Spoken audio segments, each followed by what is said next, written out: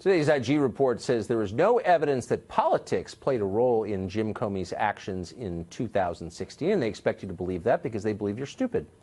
But it is clear a lot of people in his life were deeply hostile to Donald Trump, and now we know the FBI was filled with the same kinds of people. Today's report reveals even more text messages to and from Peter Strzok and his girlfriend Lisa Page, including this damning exchange from August of 2016. Page texted Strzok, quote, "Trump's not ever going to become president, right? Right?" Strzok's reply, quote, no, he won't. We'll stop it." Strzok and Page aren't alone either. Thanks to today's report, we know at least one other FBI official was militantly anti-Trump in his outlook. Mark Stein is an author and columnist. He joins us tonight. Mark, of all the many quotes in here are my two favorite because they reveal so much about the underlying assumptions of the FBI. So here you have Peter Strzok and to his girlfriend, quote, "Just went to a Southern Virginia Walmart. I could smell the Trump support." And then this on election night from an FBI employee. "Trump supporters are all poor to middle class, uneducated, lazy pieces of human feces that think he will magically grant them jobs for doing nothing. They probably didn't watch the debates, aren't educated on his policies, and are stupidly wrapped up in his unmerited enthusiasm." These people, these FBI employees, see themselves as members of the ruling class looking down their noses at the country they're supposed to be serving. What does that tell you? Right.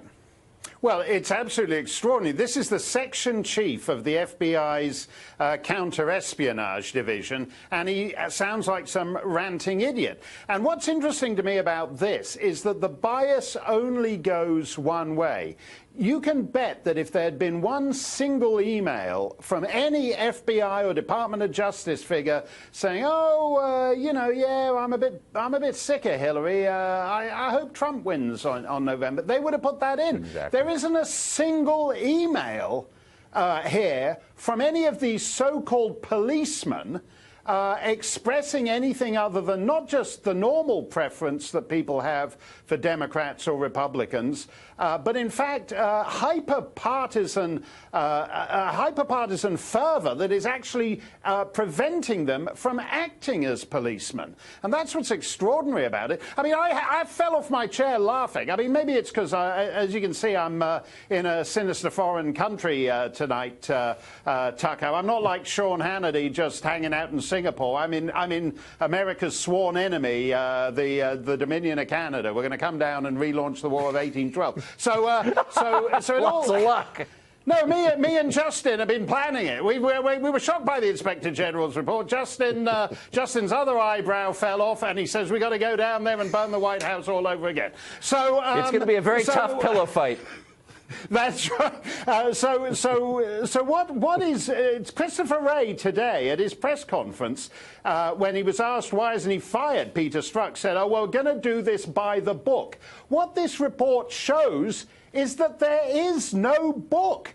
You have the director of the FBI who thinks that he's not only the investigative detective, but he's also the prosecutor and the judge. That's not a small mistake. That's devastating. Then you have people like Strzok who are investigating a crime, the crime of doing government work on personal email servers, and even as they're investigating that, they're doing government work on email servers. You have the most lavishly funded police agency in the world, and the director is the only guy in Washington who doesn't know that Anthony Weiner is married to Huma Abedin. That's absolutely extraordinary. The reason he sits on the Anthony Weiner pedophile laptop for a month is that I had no idea she was married to Huma Abedin.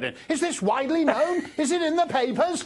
They were married by Bill Clinton. You're the FBI director. This is why don't you just as I said, we're going to come down and relaunch the War of 1812. You should have the budget. They should be reduced to the budget of some Moose Jaw police department, and then they might be able to figure out whether who Huma Abedin's married to. The great Mark Stein, improved even by your presence in Canada. You're helping that country just by being there. Mark Stein, great to see you. Thanks a lot, Tucker. Thank you.